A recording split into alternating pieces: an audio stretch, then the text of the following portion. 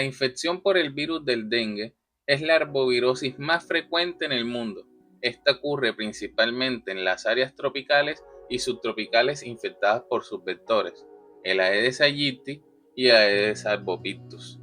Dicho virus pertenece a la familia de Flaviviridae y se reconocen 4 variantes que son serotipos de la misma. La infección por un serotipo confiere únicamente inmunidad perteneciente contra dicho serotipo, lo que hace posible la repetición de la enfermedad. Este virus afecta exclusivamente a los humanos y cualquiera de ellos puede causar formas graves, aunque se ha descrito que serotipos 2 y 3 tienen mayor relación con estas formas. Para la comprensión de la transmisión de la enfermedad y la creación de medidas preventivas de la misma, es necesario identificar y analizar el comportamiento del vector. Físicamente, se caracteriza por ser negro con rayas blancas y alas translúcidas. Por otro lado, el mosquito puede picar en cualquier momento durante el día, aunque generalmente lo hace en las primeras horas y en las últimas horas de la tarde, y puede alimentarse en ambientes interiores durante la noche si hay luces encendidas. El lugar predilecto para su reproducción son los reservorios de agua limpia, por lo que la aparición de la enfermedad aumenta en las temporadas de lluvia. Para que el mosquito sea transmisor de la enfermedad, primeramente debe alimentarse de una persona que esté cursando con la etapa de viremia, que normalmente se asocia con la temporada de fiebre. Luego dura entre 7 a 14 días para estar en condiciones de transmitir la enfermedad. Este periodo se le conoce como la incubación extrínseca. No existe riesgo de transmisión directa de persona a persona, pero se han descrito unos casos excepcionales de transmisión vertical, o sea, materno-fetal, y de trasplante de órganos sólidos y transfusiones sanguíneas. El curso de la enfermedad del dengue se caracteriza por tener 3 etapas: la etapa febril, la etapa crítica y la etapa de recuperación. La etapa febril es el periodo de viremia en el cual existe una alta posibilidad de transmisión de la enfermedad. Claro está, si la persona es picada por el vector. Una característica distintiva de esta infección y crucial para el manejo clínico es que en el periodo durante el cual se produce la caída de la fiebre y hasta 48 horas después es el momento en el que más se presentan complicaciones. La etapa crítica es la etapa que se busca prevenir, dado que es donde se produce la extravasación del plasma que puede llevar a un shock hipovolémico. Generalmente este shock es de rápida instalación y de corta duración, pudiendo llevar a la muerte del paciente en un lapso de 24 a 48 horas o a una recuperación rápida con la terapia apropiada. En los pacientes que cursan con hemorragias digestivas masivas, es frecuente encontrar dentro de sus antecedentes la gastritis, la úlcera péptica y el consumo de medicamentos como AINES o anticoagulantes. Entre otras complicaciones que se pueden presentar, también se encuentra el compromiso orgánico, como la neumonía, la insuficiencia cardíaca o miocarditis, hepatitis y encefalitis. La insuficiencia renal aguda es un factor de mal pronóstico en el curso de la enfermedad. La última etapa es la etapa de la recuperación. Generalmente se hace evidente la mejoría del paciente y se ha descrito hasta el 15º día un exantema tardío que afecta a las palmas y a las plantas. Con menos frecuencia pueden presentarse complicaciones neurológicas como la meningitis, el síndrome de Guillain-Barré u otras polineuropatías. Y ahora hay una pregunta que debemos hacernos y es: ¿cómo podemos predecir el empeoramiento o el mejoramiento de mi paciente? Para el empeoramiento tenemos unos signos prematuros de choque, como son la hipotensión arterial, la presión arterial convergente, con una presión arterial diferencial menor a 20 milímetros de mercurio, una presión arterial media menor a 70, extremidades frías y cianosis, que nos hablan de una hipoperfusión tisular, el pulso rápido y fino, el llenado capilar lento mayor a 2 segundos. Y como paraclínico de importancia tenemos el aumento del lactato sanguíneo, el cual es un elemento precoz que nos habla de hipoperfusión tisular. Como factor de mejoría, tenemos el ascenso de las plaquetas. Cuando ya comienza a presentarse una mejoría de la trombocitopenia, quiere decir que el paciente está iniciando su mejoría. Generalmente la infección por dengue suele ser asintomática. En sus formas leves se presenta como una fiebre de inicio agudo con una duración aproximada de 2 a 7 días que puede estar asociada a malestar general, cefalea, dolor retroocular, artromialgias y ensantema pruriginoso.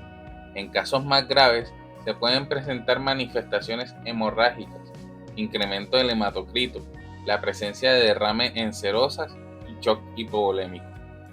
Dentro de las poblaciones con un mayor riesgo de desarrollo de dengue grave, tenemos aquellas personas que han sufrido previamente de una infección por dengue, las mujeres embarazadas, los niños menores de 5 años y los adultos mayores de 65 años, personas con antecedentes de enfermedades crónicas no transmisibles como la hipertensión arterial, la diabetes mellitus, la enfermedad renal crónica, el EPOC, enfermedades hematológicas como la anemia de células falciformes, y también tenemos las personas con alto riesgo social, ya sea que vivan solos o lejos de los servicios de la salud. El diagnóstico del dengue es principalmente clínico. Se han creado estrategias como el uso de la prueba del torniquete, sin embargo, es muy discutida por los expertos, dado que su sensibilidad es del 41% y su especificidad es del 75.1%. También existe la estrategia del diagnóstico por nexo epidemiológico, el cual se da a las personas que se encuentren dentro de un área de 200 metros a la redonda del caso confirmado por laboratorio. Dado que el dengue es una enfermedad de interés epidemiológico, el diagnóstico debe ser confirmado por una prueba de laboratorio. Esta prueba de laboratorio va a depender de los días de evolución de mi paciente. Si el paciente tiene menos de 5 días, se puede solicitar cualquiera de las siguientes pruebas: el aislamiento viral, la detención del antígeno NS1, la detención del genoma viral o la RT-PCR, y la inmunohistoquímica en caso de las muestras de tejido. Y en caso de que la muestra sea tomada después de los 5 días del inicio de los síntomas, el examen que más se solicita es la serología IgM e IgG.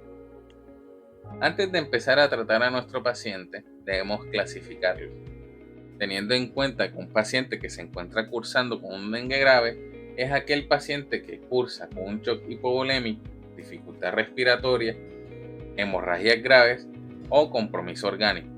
Un paciente con dengue y signos de alarma es un paciente que se encuentra cursando con la enfermedad y alguno de los siguientes síntomas: dolor abdominal intenso y sostenido, vómitos persistentes, derrame seroso, ya sea en peritoneo, pleura o pericardio, hipotensión postural, sangrado en mucosas, cambios en el estado mental del paciente, ya sea por somnolencia, irritabilidad o presencia de convulsiones, hepatomegalia, incremento brusco del hematocrito concomitante con la rápida disminución del recuento de plaquetas. Si no presenta ninguno de estos síntomas, clasificamos al paciente como un dengue sin signos de alarma. Adicionalmente a la clasificación anteriormente mencionada, se debe categorizar al paciente dependiendo los 4 grupos diferentes que existen para definir el manejo terapéutico y el seguimiento.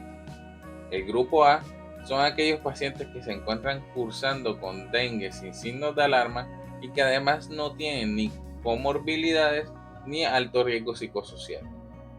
El grupo B son aquellos pacientes que tienen dengue sin signos de alarma, pero presentan una comorbilidad o un riesgo social. El grupo C son aquellos pacientes que están cursando con dengue y signos de alarma. Y el grupo D son aquellos pacientes que se encuentran cursando con dengue grave. En países como Colombia, esta clasificación varía un poco, organizándose de la siguiente forma. En el grupo A, aquellos pacientes que se encuentran cursando con un dengue sin signos de alarma. El grupo B1, aquellos pacientes que tienen algún riesgo psicosocial o algún antecedente patológico que aumente el riesgo de complicaciones del dengue. En el grupo B2 son aquellos que en el grupo anterior se encontraban en el grupo C y son los pacientes que tienen dengue con signos de alarma. Y en el grupo C son aquellos que se encontraban anteriormente en el grupo D y son los pacientes que se encuentran cursando con dengue grave. El grupo A puede ser tratado ambulatoriamente, educando previamente a los familiares y al paciente sobre los signos de alarma. El tratamiento del dengue es sintomático, por lo que se indicará al paciente reposo y reposición de líquidos vía oral. Más o menos se recomienda unos 60 cc kilo día. Además, se puede indicar el uso de acetaminofén para el alivio de la fiebre y del dolor, con recomendaciones del no uso de AINES y el uso de la vía intramuscular para la aplicación de medicamentos. Las pruebas de laboratorio en este grupo de pacientes se solicitarán al menos cada 48 horas para la vigilancia del control del hematocrito y las plaquetas. Además, se realizarán citas de control periódicas en búsqueda de aparición de signos de alarma. La prueba diagnóstica en este grupo de pacientes es el IgM a partir del quinto día del inicio de los síntomas. En el grupo B entran todas aquellas personas que se encuentran en las poblaciones de riesgo anteriormente mencionadas, por lo que su tratamiento se debe realizar intrahospitalariamente. Las pruebas de laboratorio y el manejo son igual a las mencionadas en el grupo A. Sin embargo, hay unas poblaciones importantes que hay que individualizar. En pacientes embarazadas, es importante destacar que si la infección es contraída en el primer trimestre, existe riesgo de teratogenia, aborto y malos resultados obstétricos. Y si es contraída en el tercer trimestre, hay riesgo de parto pretérmino, bajo peso al nacer y la posibilidad de dengue neonatal. Con respecto a la salud materna, hay una frecuencia aumentada de complicaciones hemorrágicas tanto en el aborto, parto o cesárea. Además, debido a los cambios fisiológicos ocurridos durante el embarazo, es más difícil identificar las manifestaciones de severidad como la hemoconcentración. Otra población que hay que tener en cuenta son los pacientes que reciben tratamiento anticoagulante o antiplaquetario. Para definir si se suspenden estos medicamentos, es necesario evaluar el riesgo trombótico. Si son de alto riesgo, como aquellos pacientes que tienen antecedentes de angioplastia coronaria reciente, son portadores de válvula protésica mecánica o tienen fibrilación auricular, se pueden mantener el manejo con clopidogrel y asa si lo venían recibiendo. Si el paciente venía usando anticoagulantes orales, algunos autores recomiendan reemplazarlo con heparina para posteriormente reiniciarlo una vez pasado una semana. Mientras esté recibiendo estos medicamentos, es necesario realizar seguimiento estricto de los recuentos de plaquetas para que en caso de darse valores inferiores a los 50.000, suspenderlos. Si se produce shock, en principio no se recomienda revertir la anticoagulación, excepto de que exista evidencia de sangrado. Y en pacientes con bajo riesgo trombótico se puede suspender estos medicamentos y se reiniciarían una vez pasada una semana. En el grupo C o el grupo B2, dependiendo de la literatura, al ingreso se debe solicitar un hemograma completo, la prueba de RT-PCR, la NC1, la IgM e IgG, y en caso de ser negativa se debe repetir la IgM e IgG en el 10º al 14º día. El paciente debe recibir hidratación endovenosa inmediata con soluciones isotónicas a una rata de 10 cc kilo hora en las primeras 2 horas y se reevaluará junto a los valores de hematocrito. Si el paciente no tiene signos de alarma y la diuresis es mayor a 1 cc kilo hora, se debe iniciar el destete paulatino de la fluidoterapia, reevaluando el paciente cada 2 horas de la siguiente forma: 5 a 7 cc kilo hora por 2 a 4 horas. Se reevaluará el valor del hematocrito y si el paciente sigue en mejora, se bajará de 3 a 5 cc kilo hora, igual de 2 a 4 horas. Se sigue la misma estrategia, se baja de 2 a 4 cc kilo hora. Luego, vuelve y se reevalúa el paciente y si el paciente sigue en mejoría, se iniciará con la hidratación bioral.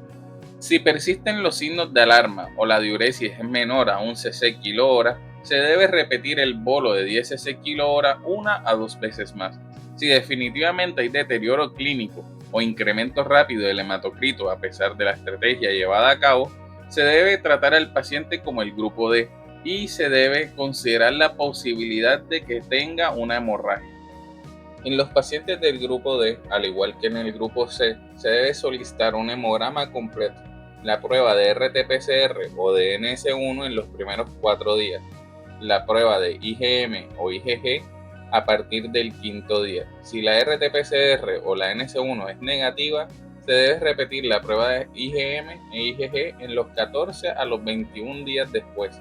Y otras pruebas se deben solicitar dependiendo de la sospecha orgánica que tenga el paciente.